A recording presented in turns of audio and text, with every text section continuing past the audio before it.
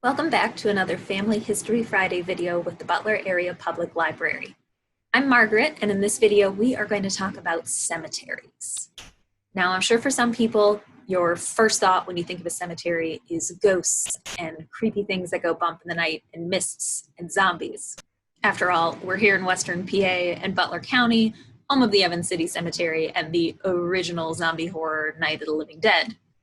Obviously, I was going to make that pop culture reference. But I'm here to tell you that when you think about cemeteries, you should think about a research opportunity. So there's a lot we can learn from cemeteries and burial records. So in this video, I am going to show you how to find a burial, find where someone is buried. And then once you're in that cemetery, I'm going to show you some tips so you can maximize your research time while you're there, because there's a lot that you can learn from the headstone and from its context in the cemetery itself. So let's get started. So first things first, how to find a burial. One place you should immediately check are death records. So a death record is going to have a section where it says the place of burial and the date of burial. Here in Pennsylvania, on those death records, they're usually in the lower right-hand corner. So with this example, we can see that this individual was buried in the Hemp Hill Cemetery in Shakora, PA. So that tells us the exact cemetery. So we can head over to Shakora and look for this burial. Other certificates might be a little more vague, but it's still going to point you in the right direction. So for this person, it says that he was buried in Coylesville, PA. So when I look at that town, I can pretty easily discover that there is just one cemetery in that town. That is the St. John's Roman Catholic Church Cemetery in Coylesville. So even if it doesn't give you an exact cemetery, it's going to help you key in on an immediate area where the burial took place. Another record that can help you find a burial is an obituary. So check the newspapers at your local library or historical society, or if you're lucky enough to have access to digitized newspapers. But either way, look for that obit. So we can see here in this obituary from 1904, it tells us that Mary McKay was a member of the United Presbyterian Church, and she will be interred in the Mount Chestnut Cemetery. So there we go. I know that we need to go up to the Mount Chestnut Cemetery to do our research. Another example, this one from the Butler Citizen in 1890, it says that Dr. Charles Allen was buried in the Middlesex Presbyterian Churchyard. So I'm going to go down to Middlesex to do my research.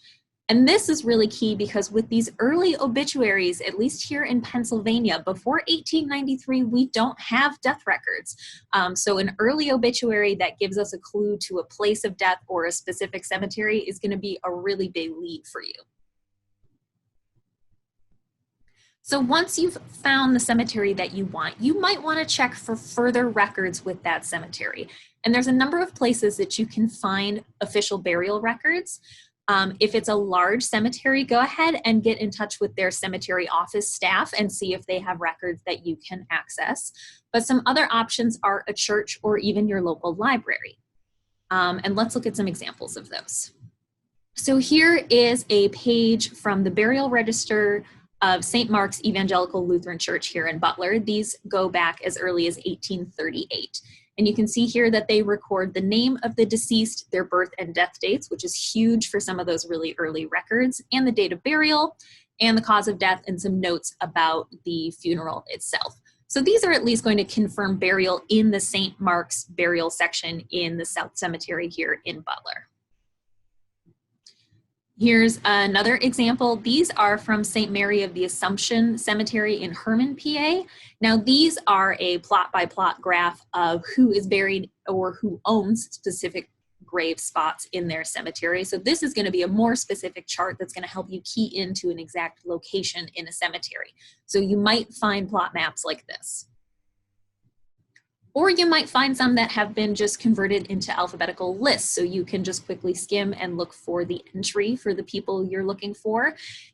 These are from the Hemp Hill Cemetery, and we have copies here at the library. And you can see that they've got some birth and death information, but then it also includes that section and lot number. So it's going to tell you specifically where it is in the cemetery. And then also if you're looking at the interconnected lots in the section and overlapping deed numbers, it might help you tie family members together. There are also cemetery reading books that have been put together by genealogy researchers. These are often compiled by visiting cemeteries. One example here in Butler County that is so helpful are the Butler County Cemetery Inventory books. This is a 5-volume series that was done by walking cemeteries and recording the headstones. What's really great about books like this is they are recorded section by section, kind of by rows, so you get some context of who is buried together and who is buried next to one another.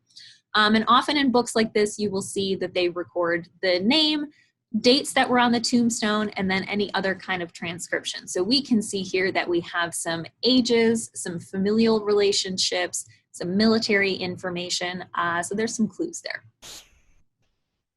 Other cemetery books are going to be arranged alphabetically, so you won't have the contextual information of how the cemetery is laid out, but it's still going to tell you who is in the cemetery. This example is a compilation of burials in the Mount Chestnut Cemetery that was put together by Dwight Copper, who has done a large series of cemetery books.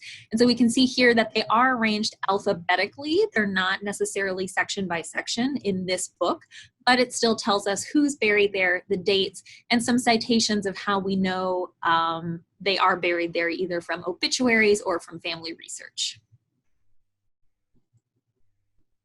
Another resource that's going to be really helpful for you is online, and that is findagrave.com.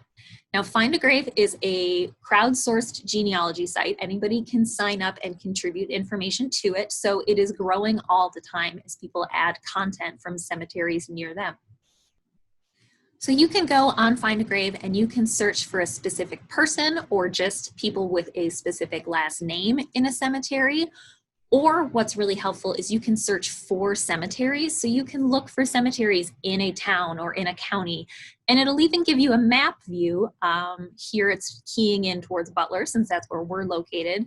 And I can zoom in and see on the map where all the cemeteries are in this area. So if I just know that somebody died in Butler Township or in Connequenessing, I can zoom in on the map and see what cemeteries are closest to where they were living.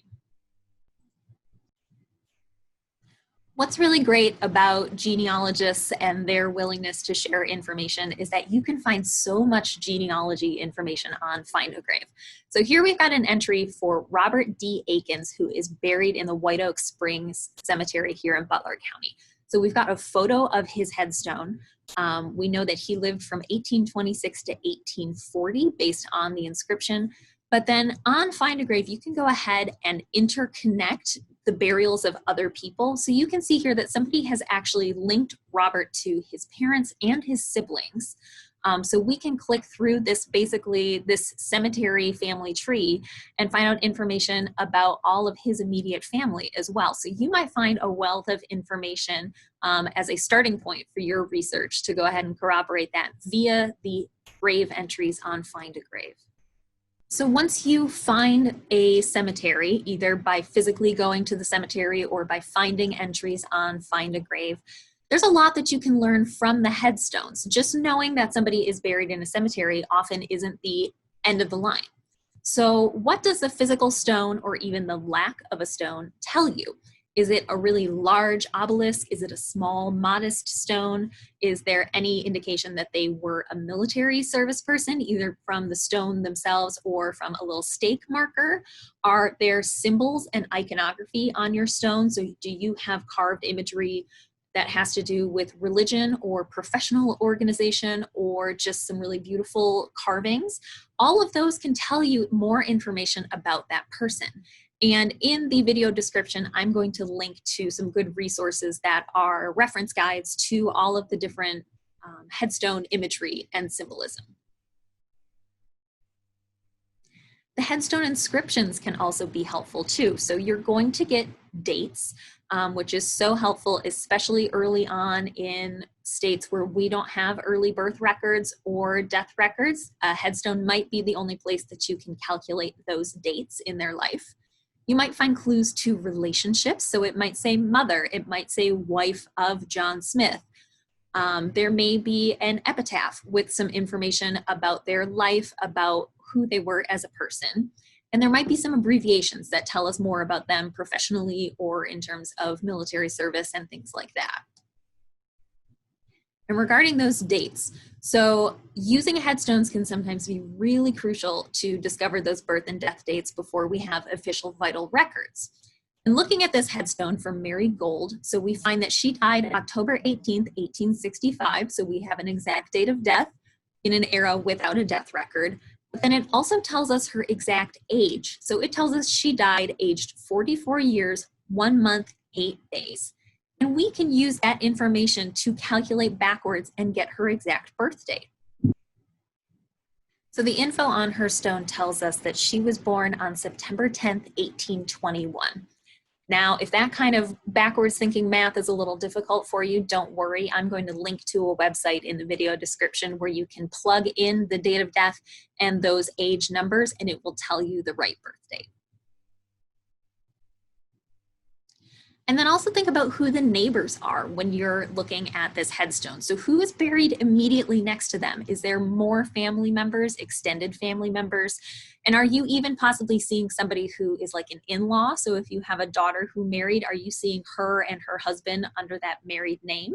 Or are you finding other people with the same surname buried relatively close by? So make sure you're looking at the broader picture and you're not missing the forest for the trees, so to speak, when you're looking at headstones. And then finally, there's a few don'ts for when you're doing headstone research. So first, don't try to clean a stone with a scrubbing brush or any kind of cleaning solution. Because you can really do a lot of chemical or physical damage to a headstone, and you also don't know what that cemetery's specific policies are about modifying the stones like that. So please leave it to the pros and just take your photographs as the stones look. The other thing that you don't want to do is apply anything to the headstone. So don't rub them with chalk or flour, shaving cream. There's all kinds of tips and tricks floating around the internet to make those engravings stand out. But putting any of these substances, again, that are supposed to enhance the inscription can cause a lot of physical or chemical damage and make that stone deteriorate even faster. So what you can do instead is use light tricks or editing after the fact to make those stones stand out. So the picture that we're looking at on the left-hand side is a before and after of simply using a mirror or another reflector or even a flashlight to just shine more light at that headstone and bring out the shadows in the text. And then the photo on the right-hand side is a picture of a pretty worn headstone where the contrast and lighting is just adjusted in a simple photo editing program after the fact. So there's a lot that you can do now with digital photography and just physical tricks in the cemetery to make those headstones more readable without causing any possible damage.